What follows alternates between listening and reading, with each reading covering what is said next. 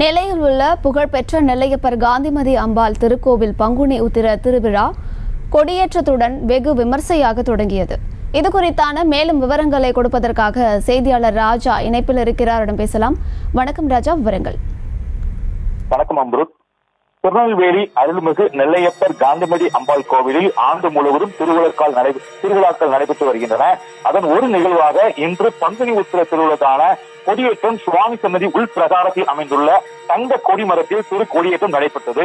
இதையொட்டி காலை 5 மணிக்கு கோவில் நடை திறக்கப்பட்டு சுவாமி அம்பாளுக்கு சிறப்பு அபிஷேக அலங்கார தீபாராதனை நடைபெற்றது. தொடர்ந்து கொடிப்பட்டம் வீதி உலா நடைபெற்றது. கொடிக்கு தீபாராதனையும் காண்பிக்கப்பட்டு சுவாமி சன்னதி முன் அமைந்துள்ள கொடிமரத்தில் கொடியேற்றம் நடைபெற்றது. தொடர்ந்து கொடிமரத்துக்கு மாப்பொடி, மஞ்சள் பொடி, வாசனை பொடி, பால், தயிர், விபூதி, சந்தனம் போன்ற பொருட்களால் அபிஷேகம் செய்யப்பட்டு கோபுர ஆரத்தி காண்பிக்கப்பட்டு விழாவில் திரளான பக்தர்கள் பங்கேற்றனர். 10 நாட்கள் நடைபெறும் திருவிழாவில் 4ஆம் ஆண்டு திருநாளான ஆலயம் உருவான வரலாற்று திருவிழையாளர் மற்றும் அன்று இரவு சுவாமி அம்பாள் பஞ்சமூர்த்திகள் வீதி உலாவும் 10ஆம் நாள் திருநாள் அன்று ஆயிரங்கால் மண்டபத்தில் பங்குனி உத்திர செங்கோல் வழங்கும் திருவிழாவும் நடைபெறுகிறது.